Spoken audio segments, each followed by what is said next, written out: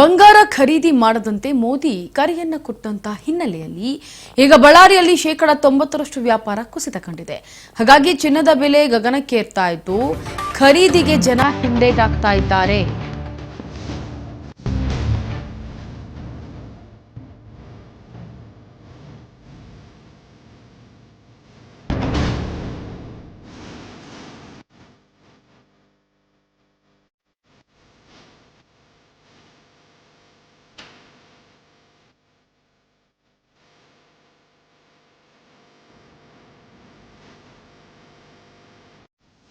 ನೋಡಿ, ಬಂಗಾರವನ್ನ ಖರೀದಿ ಮಾಡಬೇಡಿ ಅಂತ ಹೇಳಿ ಮೋದಿ ಕರೆಯನ್ನ ಕೊಟ್ಟಿದ್ರು, ಎಚ್ಚರಿಕೆಯನ್ನ ಕೊಟ್ಟಿದ್ರು. ಈಗ ಬಳ್ಳಾರಿಯಲ್ಲಿ 90% ವ್ಯಾಪಾರ ಕುಸಿತ ಕಾಣ್ತಾ ಇದೆ. ಯಾಕಂತಂದ್ರೆ ಚಿನ್ನದ ಬೆಲೆ ಗಗನಕ್ಕೇರ್ತಾ ಇದೆ. ಖರೀದಿಗೆ ಅಲ್ಲಿನ ಜನ ಹಿಂದೇಟನ್ನ ಆಗ್ತಿದ್ದಾರೆ.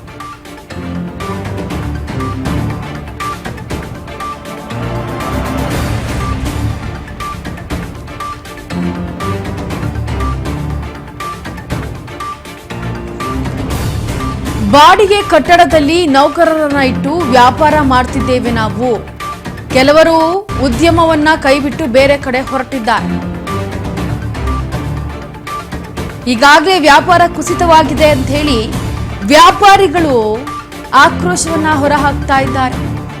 ಬಂಗಾರವನ್ನ ಖರೀದಿ ಮಾಡಬೇಡಿ ಅಂತೇಳಿ ಮೋದಿ ಅವರೇನೋ ಕರೆ ಕೊಟ್ರು. ಈ ಹಿನ್ನೆಲೆಯಲ್ಲಿ ನಮಗೆ 90% ವ್ಯಾಪಾರ ಕುಸಿತ ಕಾಣ್ತಾ ಇದೆ ಅಂತ ಬಳ್ಳಾರಿಯಲ್ಲಿ ಚಿನ್ನದ ಅಂಗಡಿಯ ವ್ಯಾಪಾರಸ್ಥರು ಈಗ ಹೇಳ್ತಾ ಇರೋದು. ಚಿನ್ನದ ಬೆಲೆ ಗಗನಕ್ಕೇರ್ತಾ ಇದೆ, ಜನ ಖರೀದಿಸೋಕೆ ಹಿಂದೇಟನಾಗ್ತಿದ್ದಾರೆ.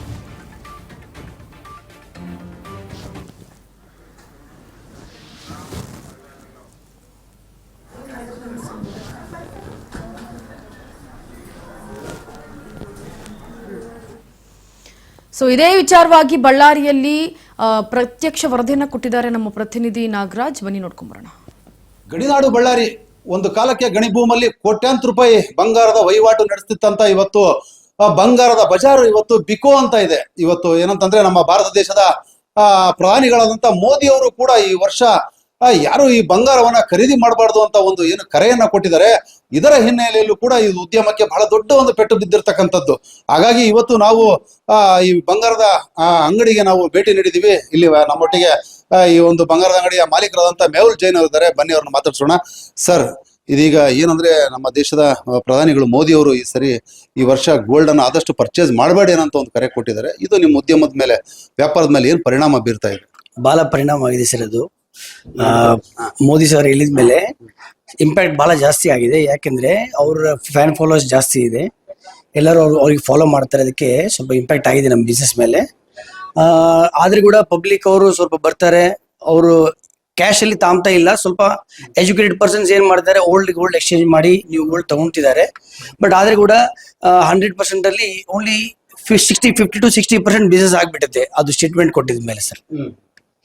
ಇದಲ್ದಂಗೆ ಈಗ ಮೋದಿ ಅವ್ರ ಫ್ಯಾಕ್ಟರ್ ಅಲ್ದಂಗೆ ಮತ್ತೆ ಬೇರೆ ಏನ್ ಕಾರಣಗಳಿದೆ ಸರ್? ಇವಾಗ ಸೀಸನ್ ಕೂಡ ಇಲ್ಲ, ಮತ್ತೆ ಬೆಲೆ ಕೂಡ ಬಂದಿಲ್ಲ. 2 ಸತಿ ಬೆಲೆ ಬರೋದು, ಇದು ಕೂಡ ಒಂದೇ ಸತಿ ಬಂದೈತೆ ಈ ವರ್ಷ.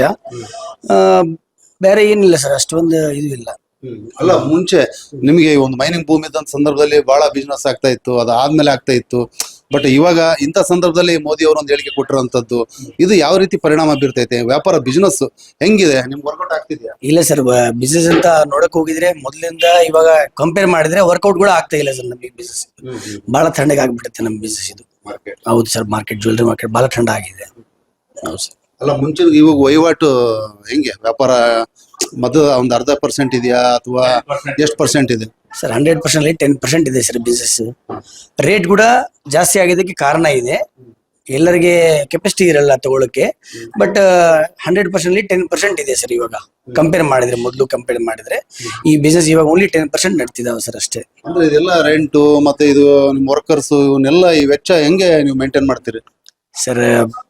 ಇವಾಗ ನಮ್ದು ಅಂತ ರೆಂಟ್ದು ಇಲ್ಲ, ಅದಕ್ಕೆ ಪ್ರಾಬ್ಲಮ್ ಇಲ್ಲ. ಬಟ್ ರೆಂಟ್ ಅವ್ರದ್ದು ಕೂಡ ಬಹಳ ಪ್ರಾಬ್ಲಮ್ ಇದೆ. ಬಹಳಷ್ಟು ಅಂಗಡಿ ಖಾಲಿ ಮಾಡಿ ಮತ್ತೆ ವಾಪಸ್ ಅವರು ಬೇರೆ ಬಿಸ್ನೆಸ್ ಶಿಫ್ಟ್ ಆಗ್ತಿದ್ದಾರೆ ಸರ್ ಅವರು.